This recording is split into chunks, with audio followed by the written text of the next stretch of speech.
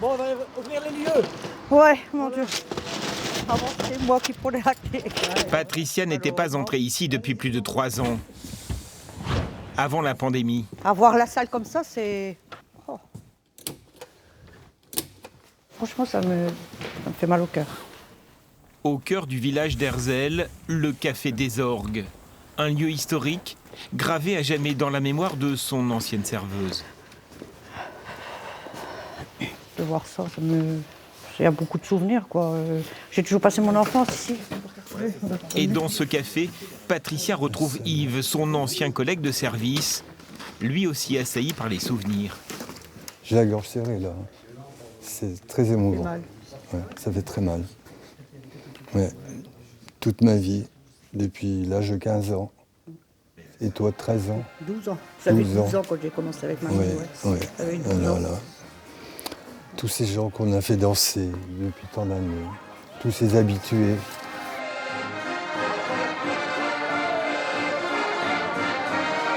Depuis 1965, les orgues d'Herzelles ont fait danser des générations entières. Une curiosité flamande qui a aussi attiré des visiteurs du monde entier. Mais en juin 2021, la mort du propriétaire Bernard Amelot a mis fin à la fête et laissé l'établissement orphelin. Mis en vente par les héritiers, le café a attiré des convoitises, dont celle de la mairie, bien décidée à conserver un joyau de son patrimoine. C'est important que ça reste à la commune, sachant que ce terreau mortier est de 1912, là 1926 et celui-là 1939. Donc forcément par rapport au patrimoine, c'était hyper important de les sauvegarder. Surtout que des exemplaires comme ceux-là, il n'y en a quasiment plus. Il reste une vingtaine à travers le monde. 3 au même endroit, c'est unique au monde. Donc effectivement, c'est un patrimoine estimable pour la commune. Des orgues qui ne demandent qu'un souffle d'air pour résonner à nouveau. On met la machine en route. Avant, on tournait avec une grande manivelle, mais maintenant, c'est automatique. Et Yves n'a rien perdu de la technique. En quelques secondes, la mécanique se met à jouer comme avant.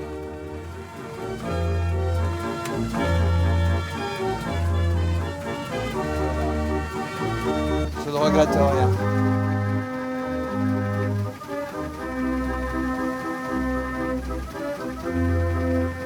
Il y a toutes les danses, hein. Des tangos, des valses, des danses anciennes.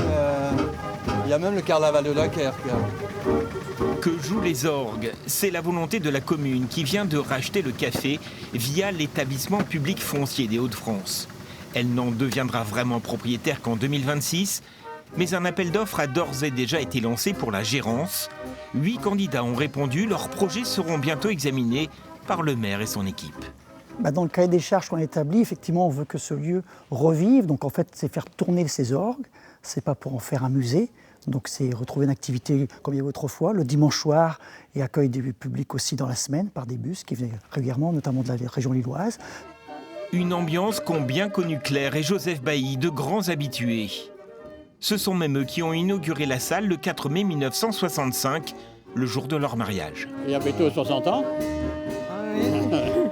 Et encore aujourd'hui, l'envie de danser les reprend dès qu'ils entendent les orgues. Ça fait partie du patrimoine. Ouais. Vous reviendrez danser donc? Ah oui, oui, si on vit encore. Si on peut, si notre santé le permet. Un peu de patience, le temps que la salle soit remise aux normes, le Café des Orgues retrouvera alors son âme et ses clients.